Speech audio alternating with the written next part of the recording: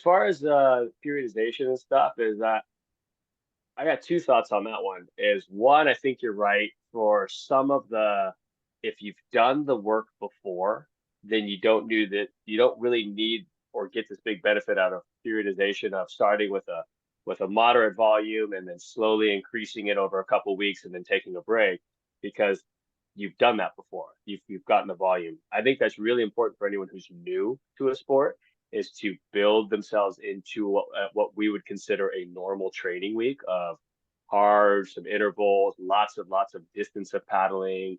But in what we do with paddling, I found we talked about it earlier, sometimes they exercise paddle. They don't actually train paddling. They just exercise the proper amount. And they're not learning to get any better. They're not learning to feel the water. They're not learning to move the boards or the canoes or whatever it is. They're just, hey, look, I did the proper heart rate for the proper amount of time. And then the other one is, as athletes get older, I don't think there's this big peak spike anymore. Like you can't rest, recover, and then get these big ups and downs. What I found is with just the massive increase of things that are on my plate as far as being a dad, owning a business, having to train, is you're not going to get these, I was 19 and I could do nothing for a week and then slowly building, get this big spike of performance. Is I always joke, we call it old man strength. And it's somewhere, between like, well, when you get old, you get strong. And I go, no, like the joke is when you see me, they're like, you never get tired. I go, here's the trick. When you're old, you wake up the most tired you could possibly be. Yeah. So it's all uphill from here. Yeah. You're just always tired. Right.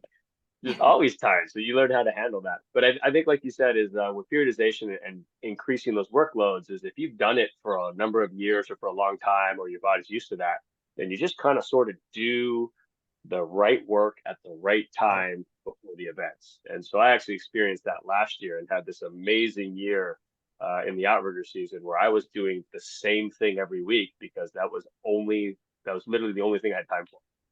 I had a race every Saturday. I would try and paddle on Sunday if I wasn't too tired.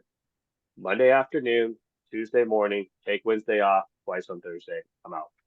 Right. And every single week for 5 months. And it was one of the better years I've ever had. Well, so technically there really is no time for a sustained periodization model because of the training frequency. The competition frequency is so high.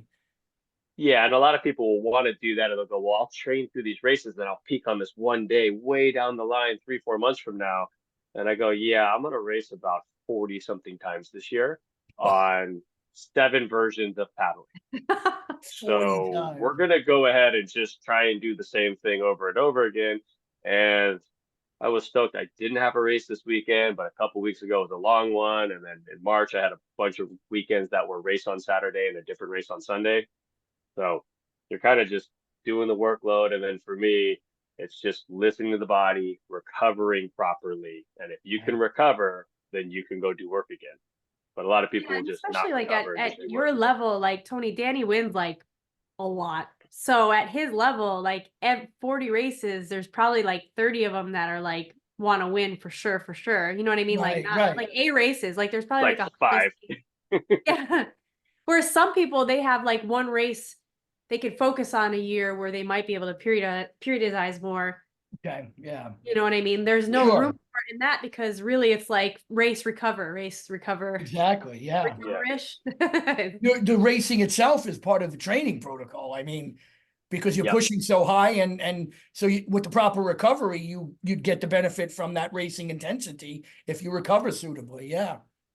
Absolutely. And over here in California, we have 8 local races where the morning is like a 4 to 6 mile short course. So I'll race stand up in that. And then about 45 minutes later is a 10 to 12 mile OC1 course. So I'll turn around and jump into that.